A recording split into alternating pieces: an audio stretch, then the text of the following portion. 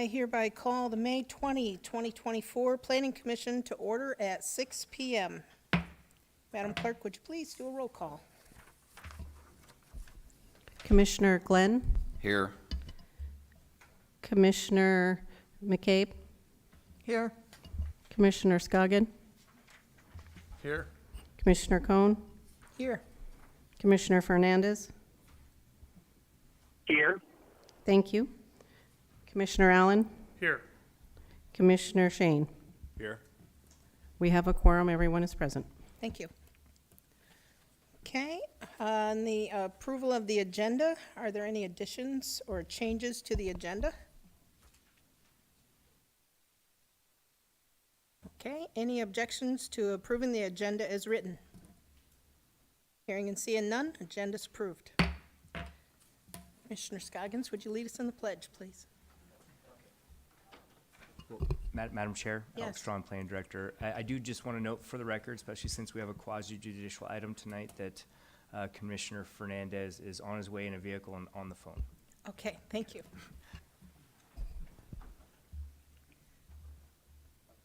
Allegiance to the flag of the United States of America and to the republic for which it stands, one nation, under God, indivisible, with liberty and justice for all.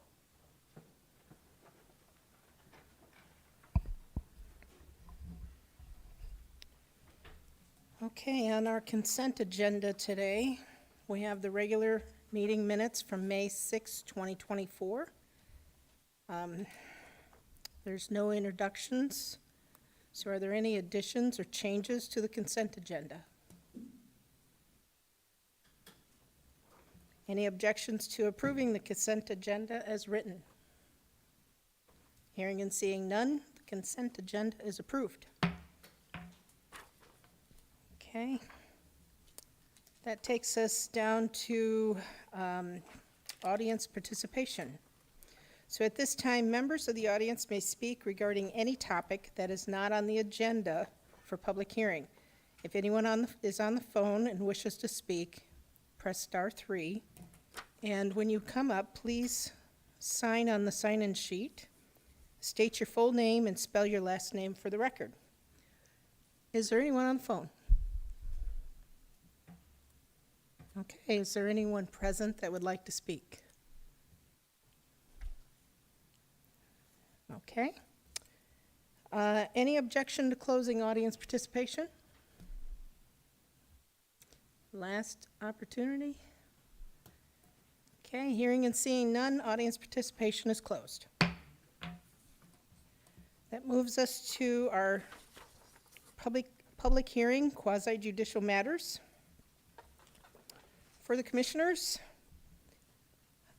do you or any members of your immediate family have a substantial financial interest in any property affected by this decision, or will you recognize a foreseeable profit as a result of this decision?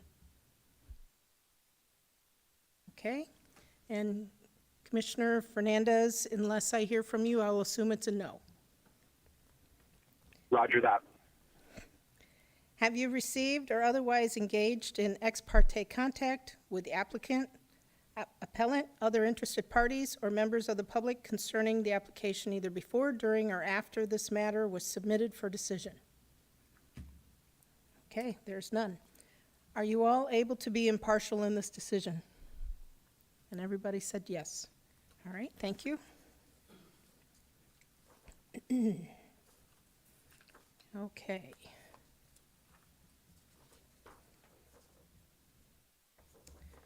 So we are on, hold on a second, I want to make sure I'm in the right place.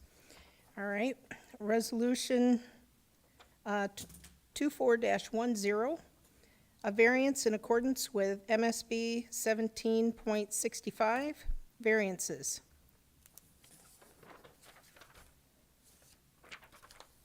Okay.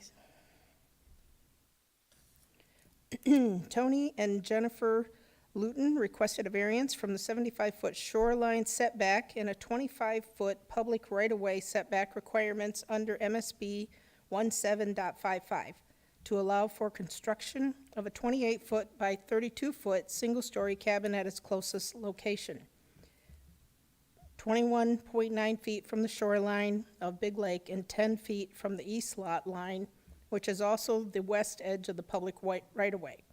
The property is located at 8126 South Big Lake Road, tax ID 6285000 Tango 001 Alpha.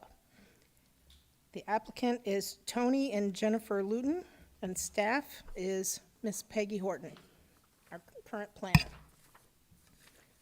Okay. Now, Ms. Horton, would you like to proceed? Thank you, Madam Chair. My name is Peggy Horton. I am a current planner with the Development Services Division, and I'm pleased to provide the Commission with an overview of my staff report for Resolution 24-10, which can be found on page 11 of your packet. Tony and Jennifer Luton applied for a variance to the minimum shoreline setback and public right-of-way setbacks to place a cabin on their inherited property. The public notice requirements for variance applications is directed by MSB 1703020A2. The borough staff mailed 58 notices on March 1st of 2024 to all property owners within the South Big Lake, Alaska subdivisions and 600 feet of the subject lot. The frontiersman published the public hearing notice on March 13th. Staff posted application material on the borough's website and emailed the application material and requests for comments to borough agencies, outside agencies, and the Big Lake Community Council February 27th of 2024. The borough staff has yet to receive any comments from the Community Council. Public comments start on page 129 and continue through page 132. Of the 4 comments received from the public, 2 objections recommended that the owners follow the existing rules, and 2 objections were from owners in the neighboring area who were concerned about the health of the lake if the structure was built too close to the shoreline. Borough does recommend approval of the variance as outlined in PC Resolution 2410 for the applicants to receive a variance from the shoreline and public right-of-way setbacks on a 0.3-acre tract of land located at 8126 South Big Lake Road. And staff's recommended findings and conditions of approval are found on page 135. Okay, thank you. I'd like to invite the applicants, Tony and Jennifer, to come up if they would like. If you have anything you'd like to add.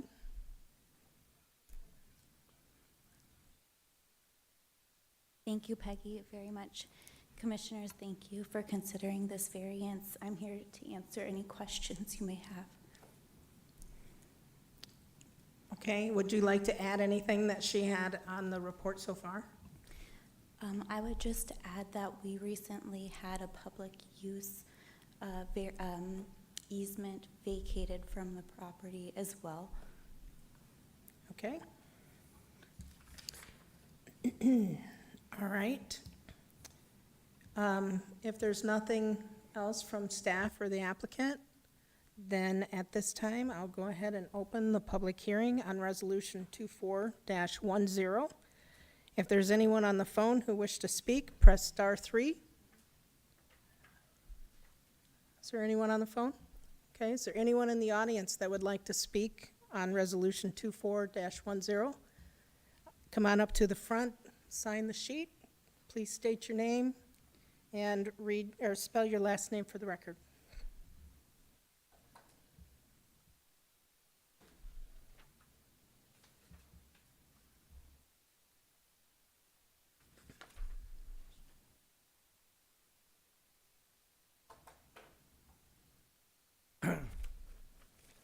Hi, I'm going to be short and brief.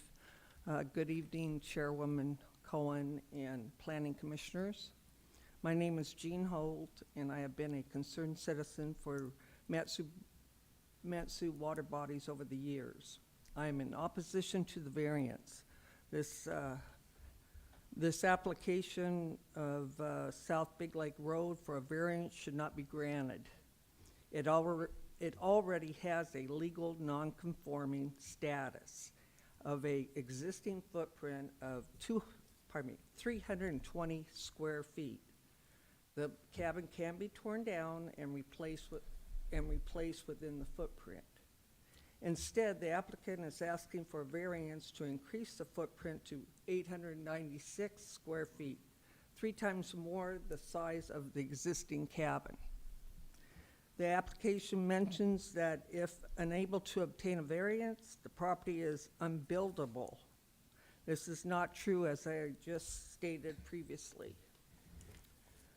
Legal nonconforming status would still allow for a cabin on the existing footprint. We are talking also of a distance of 22 feet from the water body.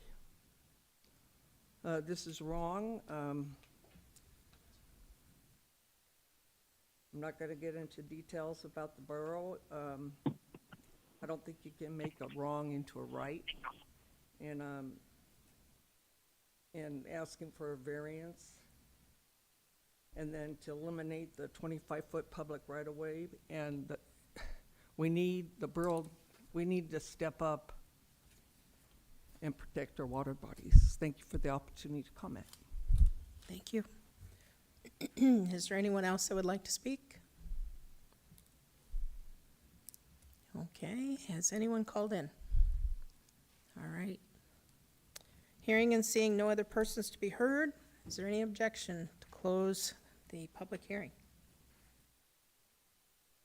All right, public hearing is closed. Ms. Horton, do you have any other responses that you would like to make with comments? Just that the existing structure does appear to be eligible for legal nonconforming status, but it hasn't received a written legal nonconforming status. And I don't have the code in front of me, I'm sorry, but I don't believe you can just take the structure down and rebuild on top of the existing foundation. You can maintain a building, and that can involve all sorts of things from the foundation all the way up to the top of the roof, but not just taking it down and rebuilding it. There are exceptions to that. I believe they're like acts of God. If something takes it down, you can replace it within a certain amount of time frame, but you have to have that legal nonconforming status first. Okay, thank you. Okay, for the record, let it be known that at 6:13, Commissioner Fernandez arrived. Okay. All right, so at this time, I will go ahead and entertain a motion for Resolution 24-10. Sorry, can I ask a question of staff before we get to resolution? Or should I wait think till- we have to have it on the Okay. floor first, and then we can ask questions. Go ahead. Thank you, Madam Chair. This is Alex Strawn, Planning Director. It is customary and within the Planning Commission handbook to allow the petitioner a chance to also talk for 5 minutes after the public hearing Okay. to respond to any questions Okay. or comments. Thank And- you. And if I would ask that the petitioner state your name and spell your last name for the record as well. Thank you.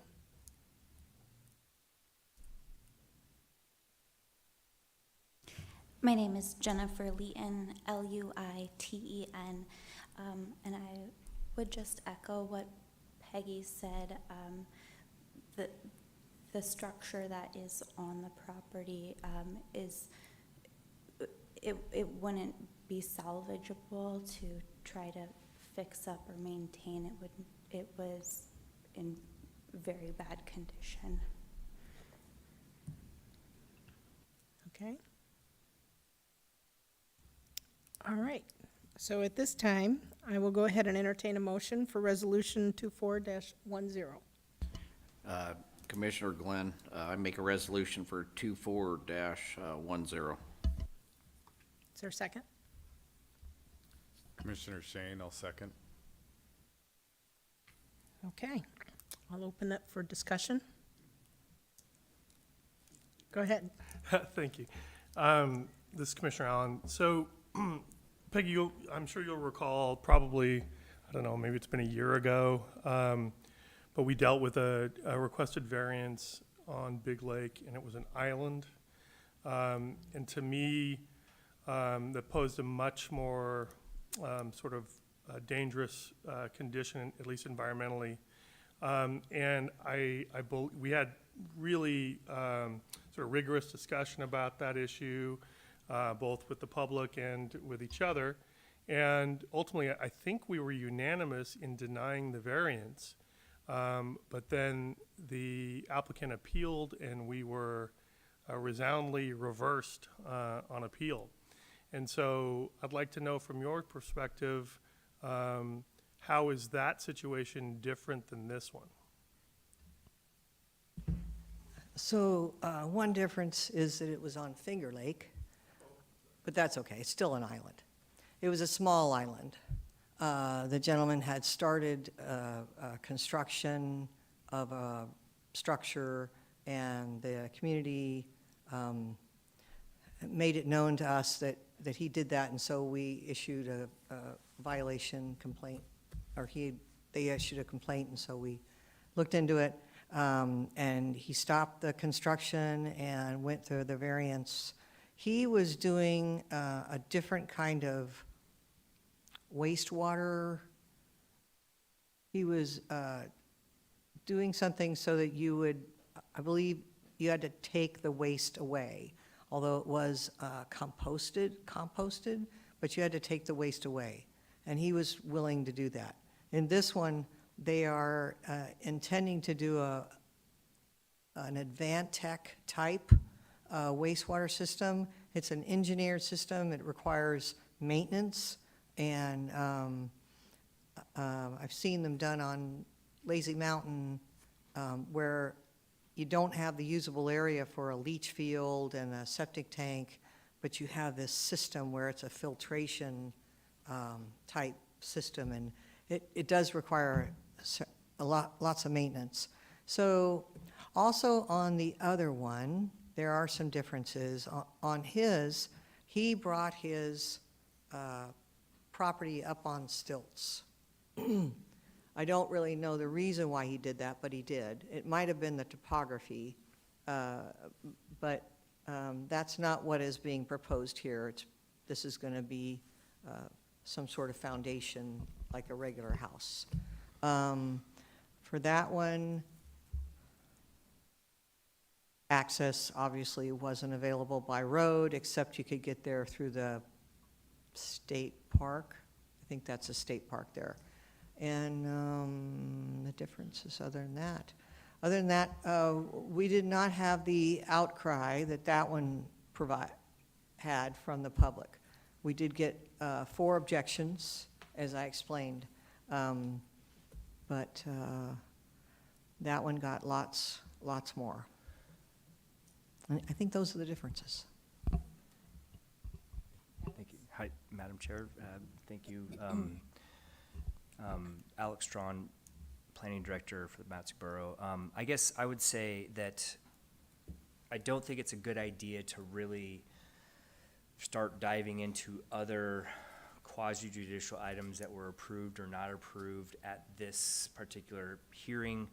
I think each property and situation is completely unique, just like whether you're in whether you're doing a conditional use permit or a variance. I think you need to look at the unique characteristics of that property, and you look at the standards of code and you apply it. And regardless also of whether the Board of Adjustments and Appeals, however they ruled, I don't think also should necessarily affect your decisions. I think you really need to look at the standards of code and make a judgment on that.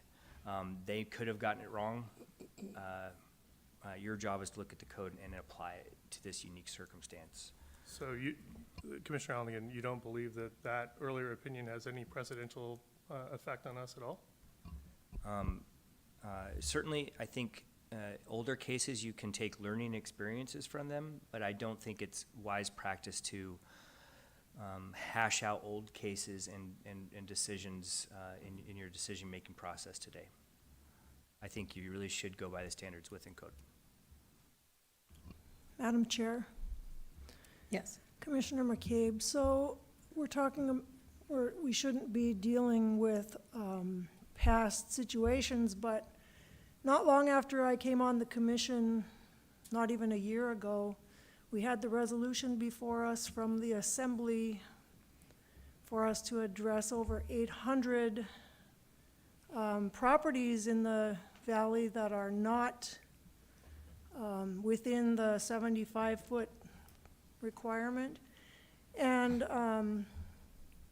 as a person who loves property rights, I'm really torn with this because they have a working committee which has not made a determination yet, so we're being asked to consider a variance when we don't have any real direction. And I don't know if that should play a part in this decision. So again, this is Alex Strawn, Planning Director. So right now, you do have very clear direction. You have what is adopted in code right now. We can't speculate what the Assembly is going to change, how they're going to change code in the future. Variances are pretty cut and dry.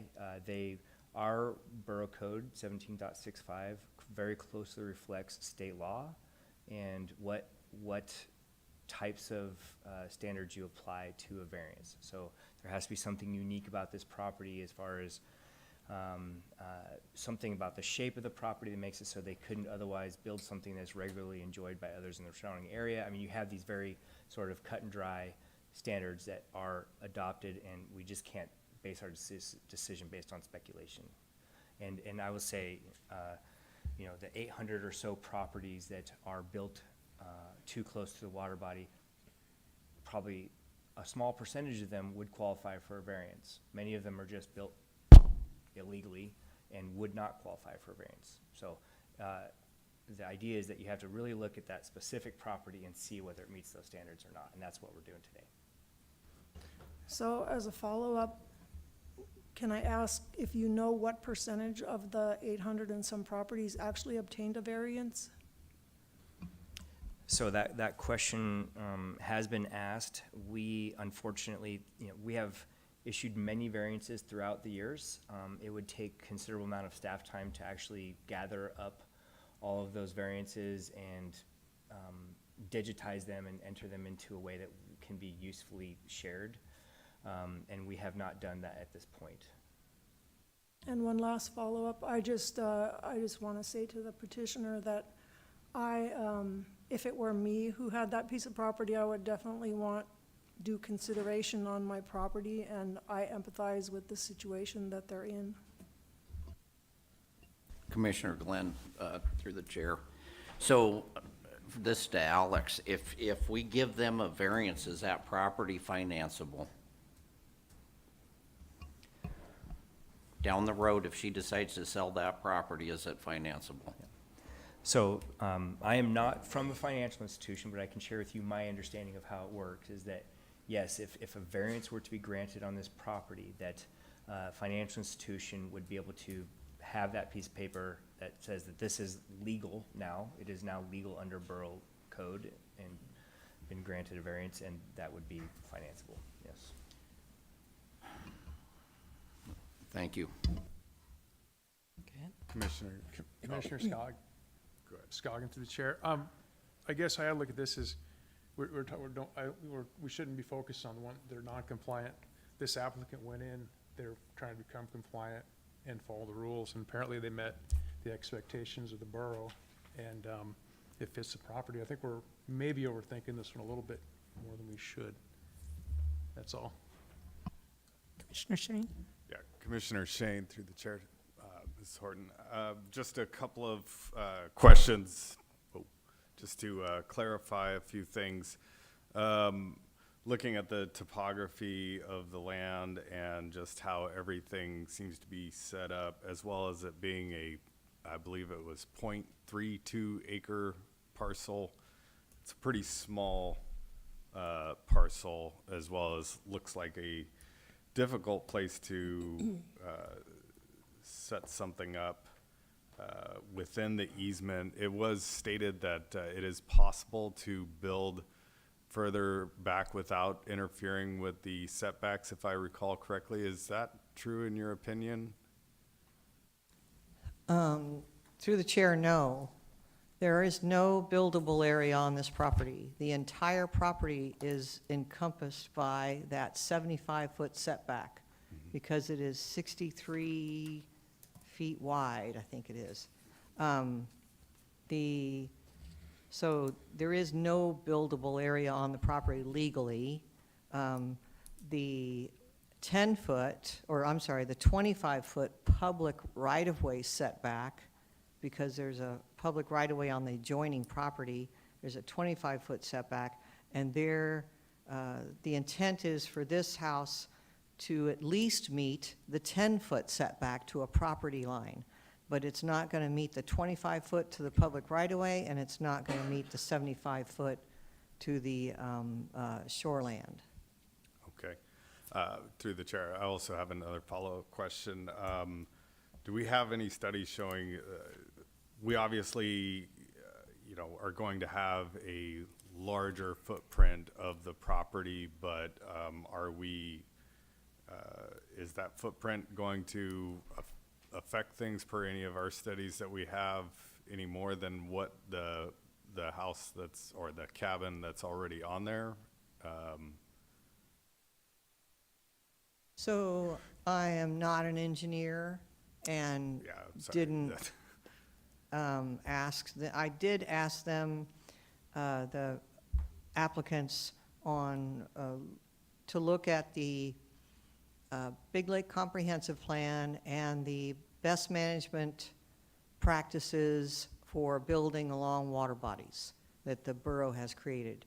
And in that, she said that she would be preserving a buffer of undisturbed vegetation along 322 feet of the 350 feet shoreland.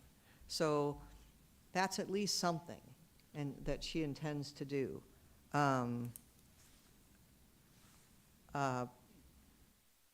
But you're asking like an engineering thing, I think, and I don't have that information. I apologize No, it's for okay. asking you to stretch outside your expertise. Thank you. I would love to comment on that if I could. Go ahead. I guess I can speak to this because we are involved in the Water Body Setback Advisory Board. We've had several sort of experts come in and educate us on water body pollution associated with developments and things like that. So I also am not an engineer, but we have a couple of engineers on the board, and we've had them engineers come and talk and give presentations on this. And so the things that really cause pollution associated with development along water bodies is, first of all, impermeable surfaces, so parking lots, rooftops, that sort of concentrate water. So certainly a larger house could have a little bit more concentrated runoff because there's a greater amount of impermeable surface. Septic systems, fuel tanks, yards with fertilizer, big concrete areas, like if you take a roadway all the way down to the water body, water's allowed to just run down that concrete space without actually absorbing into the soil. And then big one being removal of riparian area. That is a very big protective buffer that it naturally occurs that a lot of people wipe out, and then all of a sudden you can have polluted water just running into the water body. I think I mentioned septic systems. That's a big one for sure, which there is a requirement for 100-foot setback for a septic system. There might be exceptions if they do these Invantec type systems where apparently the effluent from these are potentially drinkable even right out of these things. They're so efficient. So hope that answers your question. It did. I am familiar with that system, so I appreciate that. I do have one last question for you through the chair. Sorry, this is Commissioner Shane. How, I don't know if I saw it in here or not. I believe it may have been in there. How was the sewage dealt with the previous structure? Do we know that? There was an outhouse. Okay. Through the chair. This is Commissioner Fernandez. I was just curious if we know whether the plat was originally recorded prior to the adoption of MSB 17.55.020. Yes, sir, it was. This one was adopted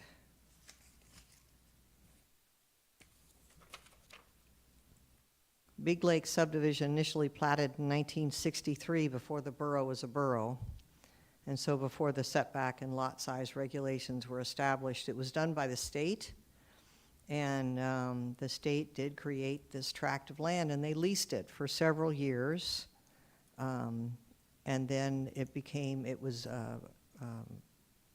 given as a municipal entitlement to the borough with the lease already on it. And the uncle of Tony was that person. And he didn't build the cabin, but he was one of the owners alongside. And then Tony and Jennifer have inherited the property after the uncle died. So yes, that question that you asked is yes, it was platted prior to 1964. Thank you. And through the chair one more time, Commissioner Fernandez, I believe with that information and the fact that the property was inherited to me, it's pretty cut and dry in that sense, that this property was platted in such a way that with the adoption of MSB 17.55.020, which they're requesting a variance from, that in essence the property is grandfathered in my eyes. I'm not saying that's an official rendering by the borough in any way. Thank you.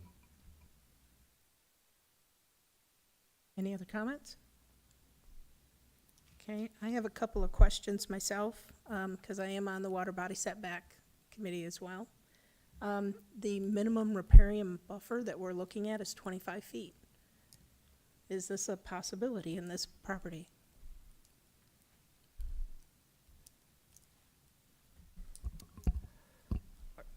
This is Alex Strawn, Planning Director.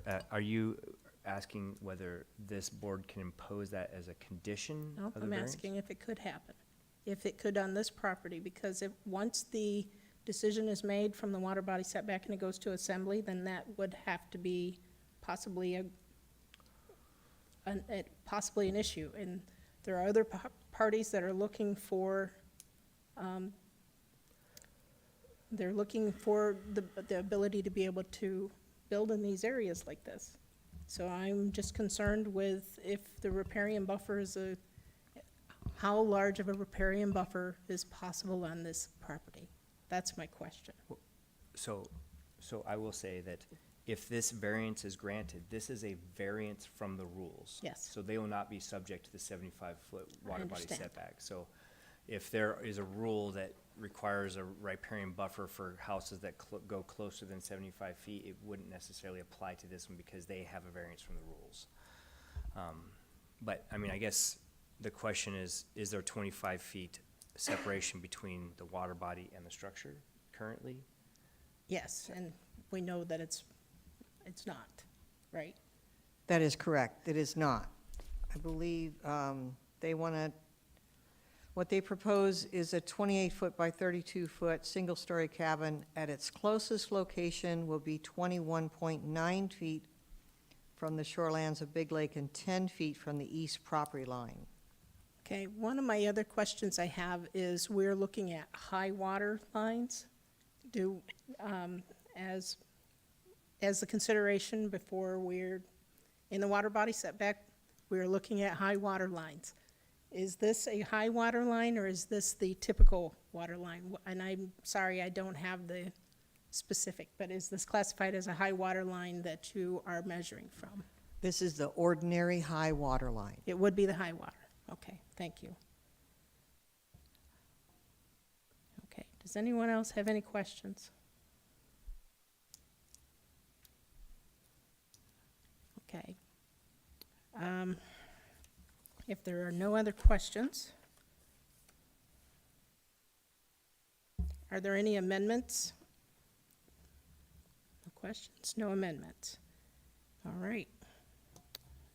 Then, are there any objections? All right, no objections. Resolution 24-10 passes.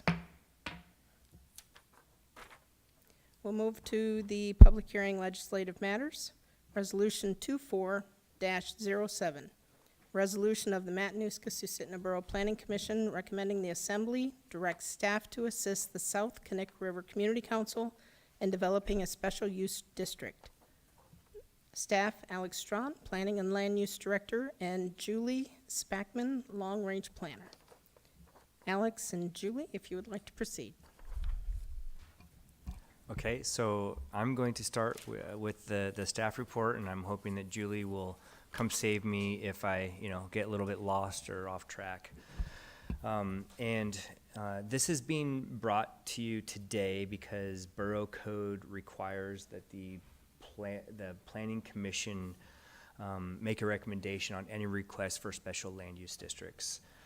The South Connect River Community Council adopted a formal resolution requesting the formation of a special use district and for staff to assist them in that process.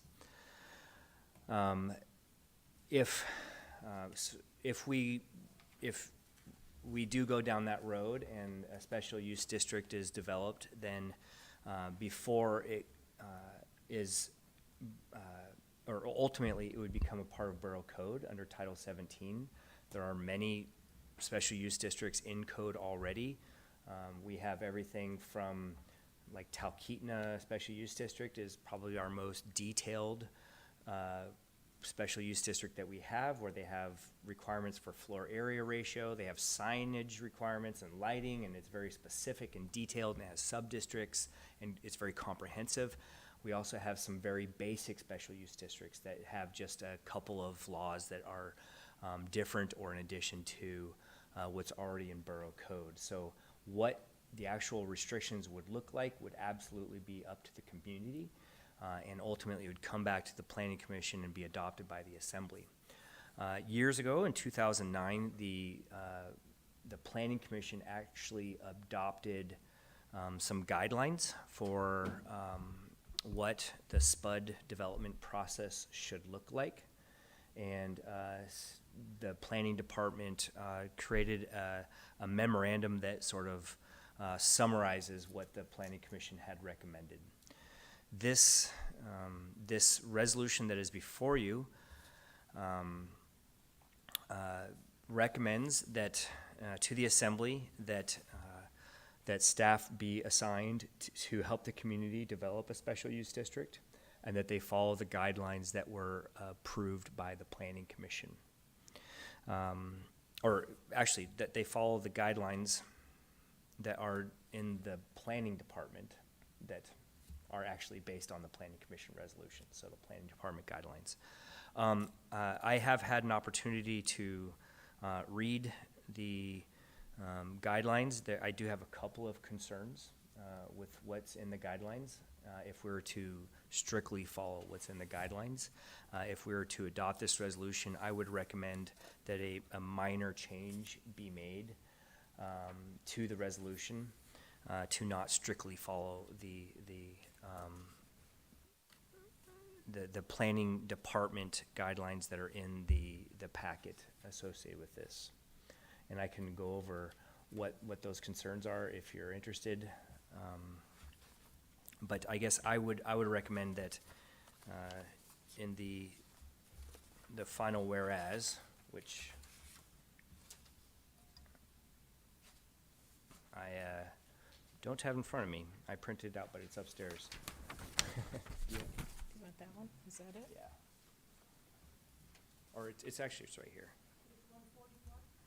Yeah, I have it right here. So, This says that the Matanuska-Susitna Borough Planning Commission does hereby recommend that the Assembly approves the request for planning staff to assist the South Connect River Community Council to follow the Planning and Land Use Department guidelines to develop a special use district. And I guess I would say some sort of modification that would follow the Planning and Land Use Department recommendations and not necessarily the guidelines that are in the packet. And I guess I'll go over what a couple of my concerns are. One is that it has this board forming a subcommittee to help select the planning team. And technically, I don't think that the Planning Commission can actually form a subcommittee. I think it would be better left up to the community council to select who would be on the planning team. But if you were to follow this strictly, it could be done. It would be a subcommittee of Commissioner Glenn, who's District 1, somebody from the planning department, whether it's myself or Ms. Spackman or some other assignee, and then the chair of the community council. That would be the people who pick the planning team. So that could be done. That's what's in there right now. Another, I guess, concern that I have with is that it can be, if the planning team reaches an impasse, that the planning director makes a decision, a final decision on which direction the planning team goes. I don't think that's a good, I don't like having that power. I think the community ultimately needs to really decide what goes into these regulations, and not the planning director. But other than that, I think it basically, if the assembly tomorrow night adopts a resolution directing this to happen based on your recommendations, then there would be a notification that goes out to the community. A planning team would be formed. It would consist of two members of the community council, and then other business types and different types of people from the community. They develop the regulations with several other notification requirements involved along the way. Ultimately, the community council would vote on whether to pass it or not, and then it would come back to the planning commission and then go to the assembly for approval. So generally a pretty good process. Just a couple of concerns I have. Okay. Would Julie like to speak on this or no? No, you're good. Okay, are there any questions for staff? Go ahead. This is Commissioner Allen. So for Alex, would an amendment just simply saying approves the request for the Planning Commission to assist the South Connect River Community Council to develop a special use district, just leave out that other language? Wouldn't that solve that issue? That absolutely would, yes. Thank you. Okay, any other questions? Commissioner Shane, through the chair, to Alex.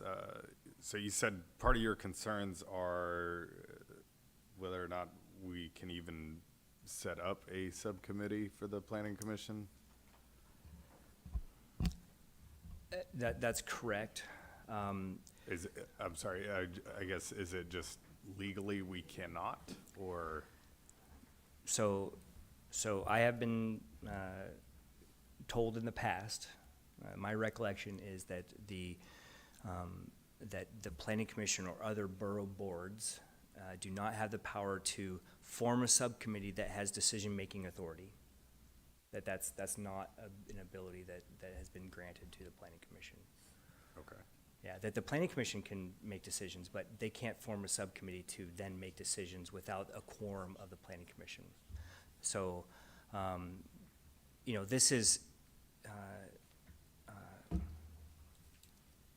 so it's a little bit, the wording of it's a little problematic to me, I guess. Right. Yeah. And Commissioner Shane, through the chair, so you said that the planning department would then assist with that, and then it would come to the planning commission after that. Yeah, so my opinion is that this is ultimately a community document, right? What they want is what should go forward to the assembly.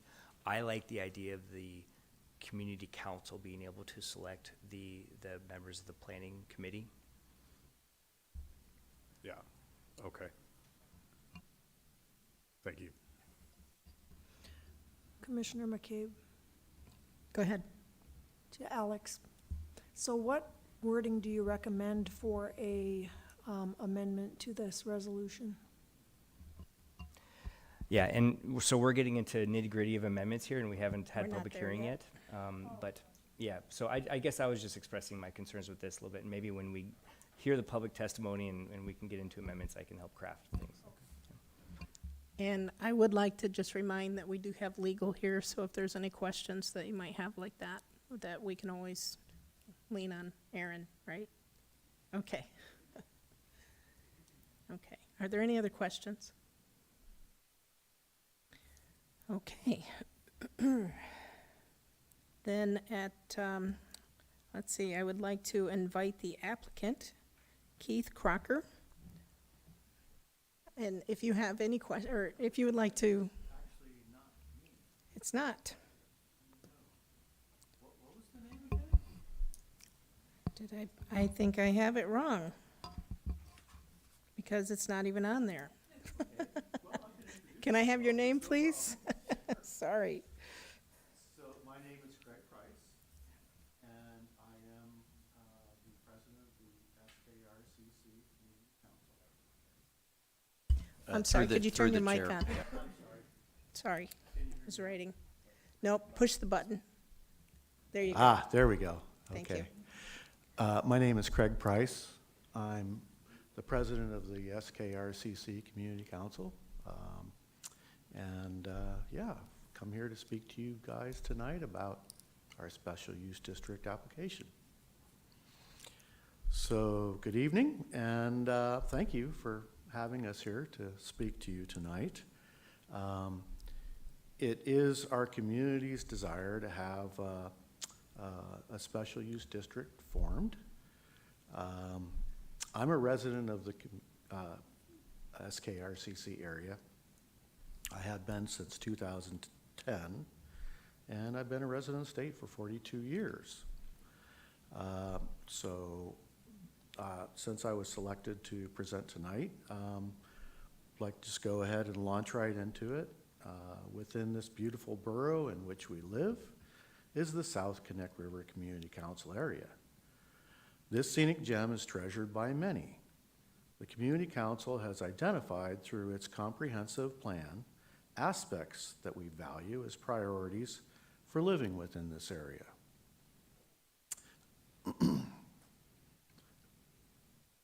Amongst those are high air and water quality, land free of trash and toxins, quiet atmosphere, privacy, and outdoor recreational opportunities, all of which we Alaskans desire.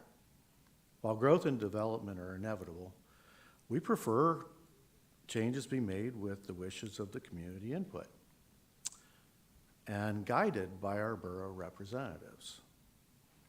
These values, which I speak of, are referenced in page 21 of our comprehensive plan. In 1970, the population of the Mat-Su Borough was 6,509 people. 2014, the population was 89,000. That's the year that we completed our comprehensive plan. Since then, as of July 1st, 2023, the Census Bureau estimates the population of the Mat-Su Borough to be 115,239.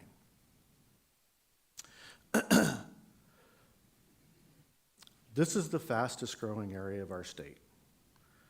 We're seeing increasing tourism and people desiring recreation within our area.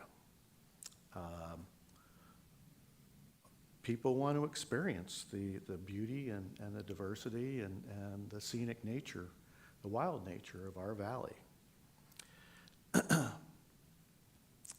With this increasing tourism and growth going on within our area, let me just see where.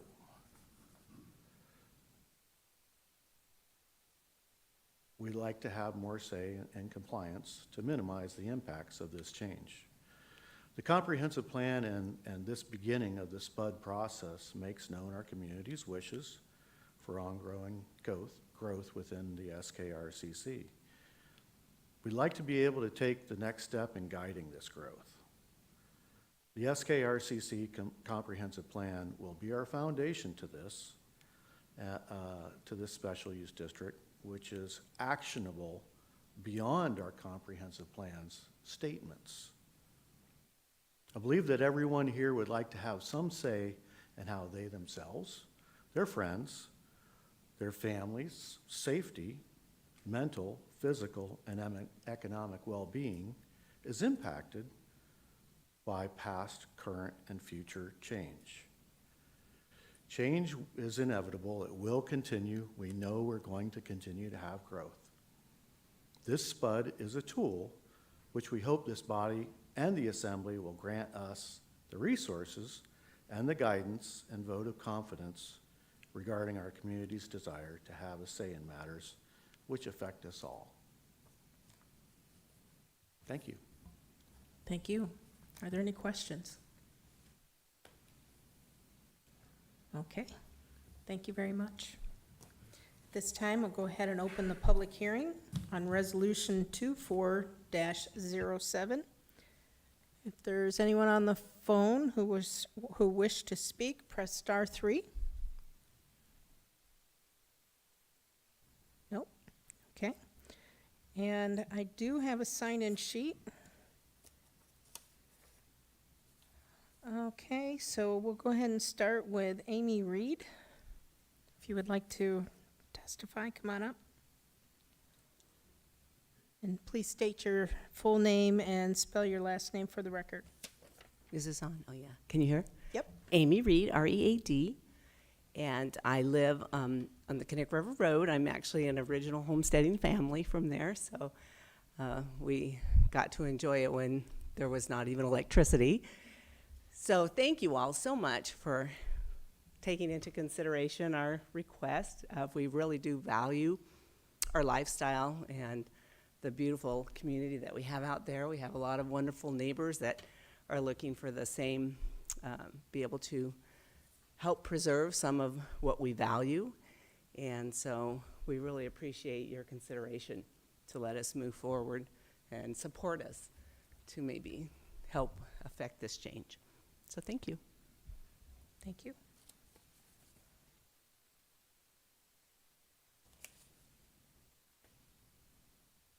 Next on the list is Paul.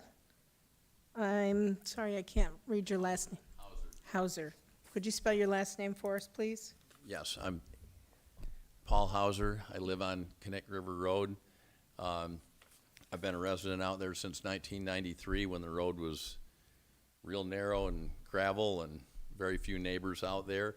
I've been the president of the South Connect River Community Council for 7 years, and we've come a long ways. We have a what I would call a peaceful community council out there. We don't hear any arguments, or I mean, I hear horror stories from some of the other ones, but we just want to have a say on and try to keep things. I don't want to say keep things the way they are because everything progresses eventually, but to do it gently and with respect to the people that live out there. We're kind of a unique community because we're sandwiched between the mountains on the south and the Connect River on the north, and so it's all this little tiny strip, and 11 miles of it with almost 500 families are on a one way in and out. So we're a little bit different, a little bit unique than from some of the other places. So we consider things like that.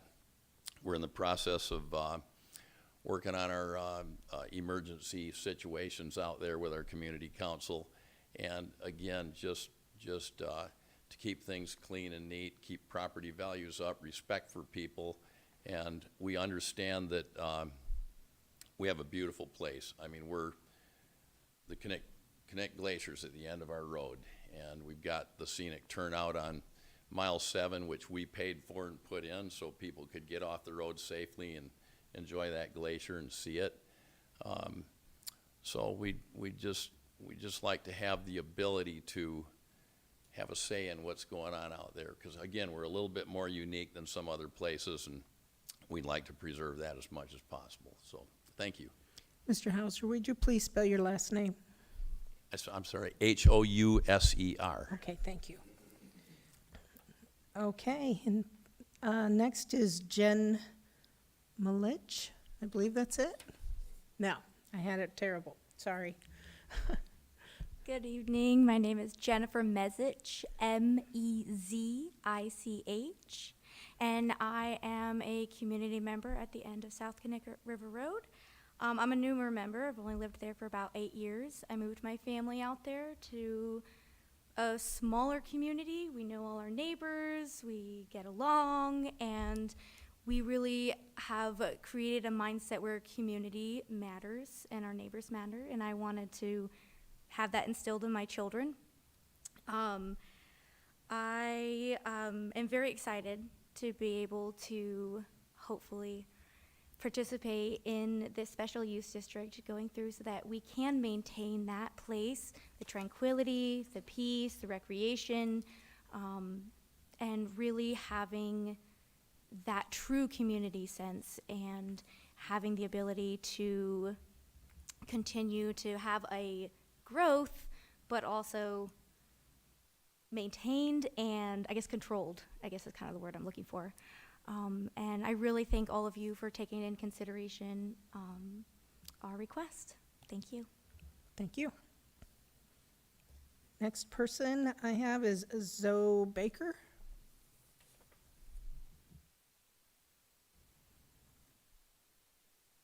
Hi, I'm Zoe Baker. I'm a resident of South Connecticut Road. Do you want to spell my name? Baker. Thank you. And I have lived out there for about 8 years and really enjoy the peace and quiet and the ability to have a say in the community of what happens. And am excited, happy that we're able to have a say in it, in the change. So, thank you. Thank you. Okay, and our last one on the sheet is Max. And I'm not going to attempt it again. Hi there, my name is Max Mezich. Mezich, got it. I'm a resident on Connecticut River Road as well. My family has lived on Connecticut River Road for about 8 years now. We moved out there to escape the noise and chaos of the city life, and for the first few years we had the peace and quiet that we were looking for. We lived close to the lodge and the heliport back there at the end of the road, who for the first years of our residency had a helicopter operation that was relatively small, maybe 3 or 4 helicopters, and it was absolutely tolerable, and the former manager was happy to work with the neighbors whenever an issue arose. And unfortunately, as of a couple of years ago, the lodge has changed ownership as well as management, and during that change, even though a majority of close neighbors were against it, they have vastly expanded their helicopter fleet without any chance of public input. With a fleet of approximately 12 helicopters now, my family and my neighbors have to listen to hours upon hours of helicopters every day, interrupting any chance of the quiet, peaceful lifestyle we moved out here for. In addition to the noise, the heliport has flown helicopters over mine and my neighbors' houses many times over the past 2 years, which is not only annoying but very dangerous. All that being said, I'm 100% in favor of establishing the Connecticut River Road area as a SPUD district in order to prevent any more big businesses from coming in, disregarding the input of their neighbors. Creating a special use district will also allow residents of Connecticut River Road to have a say in any major changes that may impact their daily lives. Thank you. Thank you. Is there anyone else that would like to come up and speak? Come on up. Would you please sign in and then please state your name and spell your last name for us?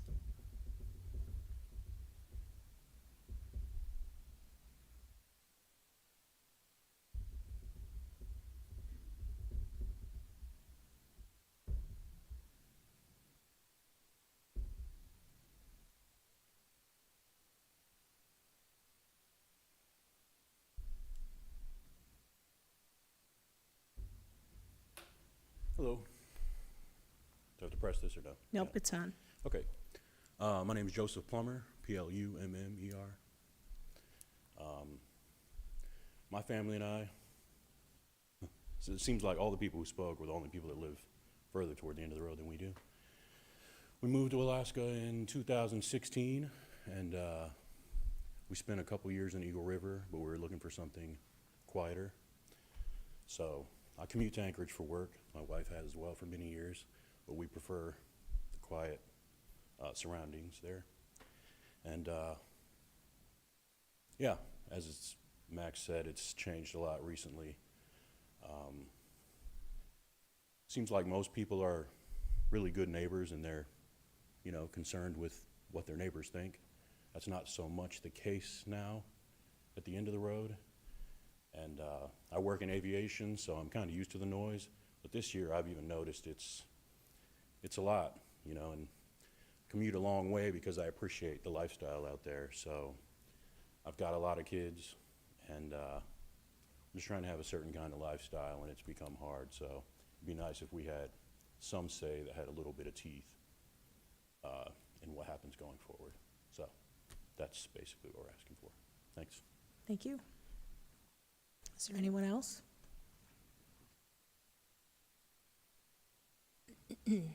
Please sign in and then state your name, spell your last name, please.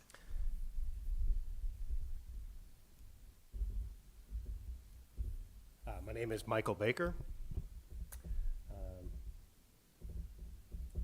I live at the end of Kinnick River Road. Please spell your last name. Baker. Okay, thank you. I really appreciate the opportunity that this borough has for allowing for community members to have input into community-driven zoning. I'm not a big fan of zoning. I am a big fan of business. I am a big fan of family. I really appreciate Alaska in general for having the input. I'm a transplant here from Maine back in 2007. We lived on the other side of the valley, and now we live on the opposite side by the Kinnick River Glacier. What I've noticed is I have great neighbors. We have good people out there. I would ditto what Paul had said earlier about a very positive community council. I was at the one on the other side with another group of folks. It wasn't such a positive experience. A lot of infighting, but the group that we have is a very positive group and very supportive of neighbors. They come out, they help. We've had all sorts of projects in which people have gotten together. Why I've been pushing for this and really interested in this is the very reason that Max had mentioned. We have some very good businesses on the road. Someone just started a general store. They have great ice cream there. They just put in a creamy machine. I'm very thankful for that because I love creamies, especially in the summer. And then we have these other businesses that don't give a crap what any of you have to say. They don't care about the DEC. They don't care about the FAA. They don't care about any organization that puts any restrictions on them because they're willing to pay the fines. Those aren't a big deal. So if they make a mistake, if they accidentally cut a half-a-mile road over BLM property, they'll figure out a way to use their attorney or to wine and dine folks and get past that amazing amount of damage that they do to public lands. And so fines and any of that isn't really going to do much of anything. So as a community, what we really need to look at for those of us, and it affects 2 subdivisions. When we got together, we had almost 100 people that came in to speak about the impact that this business has had. And what we've come to realize is that there's nothing that anyone can do about it. We worked with the folks at the borough, we worked with various offices, and everyone said, wow, we really appreciate your plight, but there's nothing any of us can do.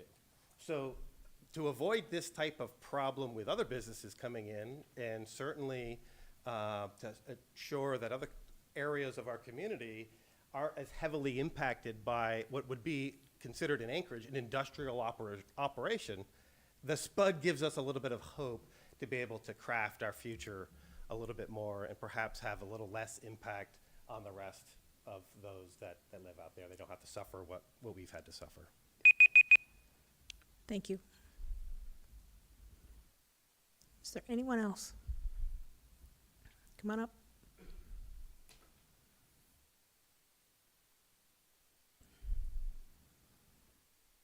Sign in. Hello. State your name, spell your last name.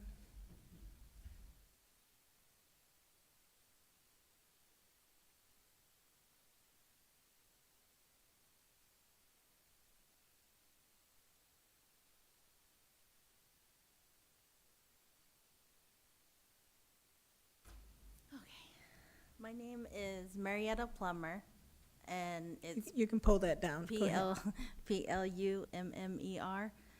I've lived out on Connect River Road for about 3 years now. I also run the community trash cleanup.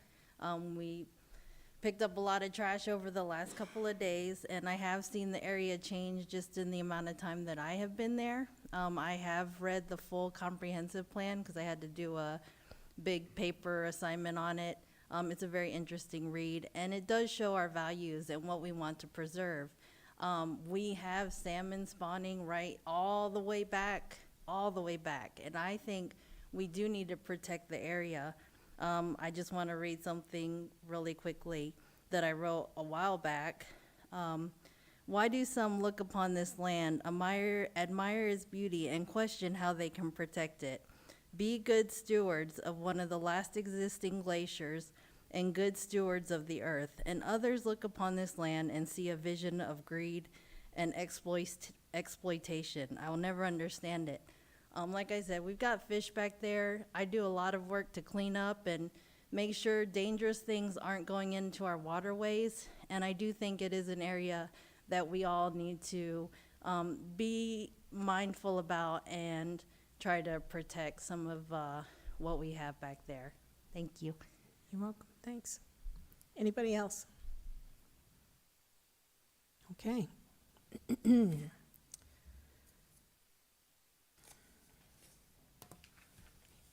Hearing and seeing there's no other persons to be heard, are there any objections to closing the public hearing? Public hearing is closed. Okay. Alex or Julie, I'll give you the opportunity if you'd like to say anything else. I have nothing further, but I'd happy to answer questions. Okay. Are there any questions? Okay. At this time, I'll entertain a motion for Resolution 24-07. Commissioner McCabe, I'll make a motion to move 24-07. Is there a second? This is Commissioner Allen, I'll second. Thank you. All right, is there any discussion? Okay. Are there any objections? Commissioner Allen, I'd like to propose an amendment. Okay. I would like to amend the final, we lost the language. Let's get that back.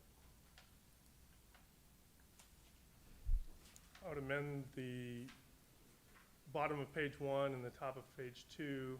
The language would then read, for planning staff to assist the South Connect River Community Council to develop a special use district. And just exactly, that's my proposal. Thank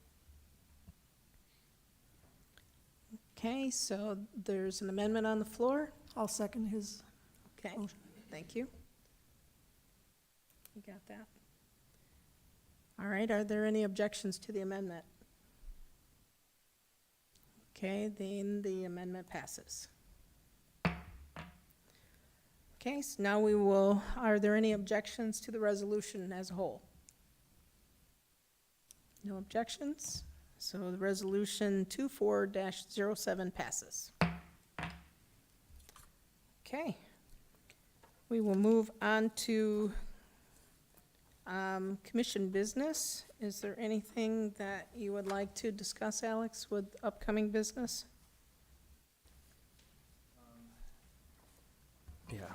I mean, as always, we've provided the upcoming items. I'd be happy to answer any questions. And I guess as a comment, I will say that we do have parliamentary procedure training that the clerk's office is putting on. I believe everybody's received notification of that. If not, I will have the clerks forward it to the date and time and place.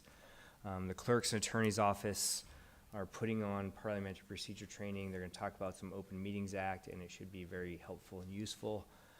They're doing one for staff earlier in the day, and I encourage everybody to attend. That sounds great. Thank you, June Alex. 13th at 6 p.m.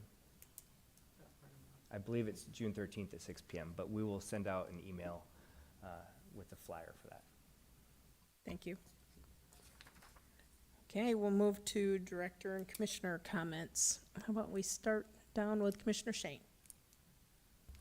I don't have really much for comments other than an appreciation for all who came out and spoke tonight. It's not easy to get in front of the mic, but seen how communities are able to come forward and exercise their rights to discuss whatever issues that they have that are affecting them, and so appreciate them doing that. That's all I have. Commissioner Allen? No comments, thank you. Commissioner Fernandez? I sure love the Matsu Borough. That's all, thank you. Okay, Commissioner Glenn? No comment. I appreciate all you guys, though. Everybody's here, right? Amazing. On a sunny day. Commissioner McCabe? Ditto Commissioner Glenn's comments. Commissioner Scoggins? I have no comment. I just thanks to everyone for coming out, like I said, on a sunny day, and that's all that I have. Okay, I call the meeting adjourned at 7:12.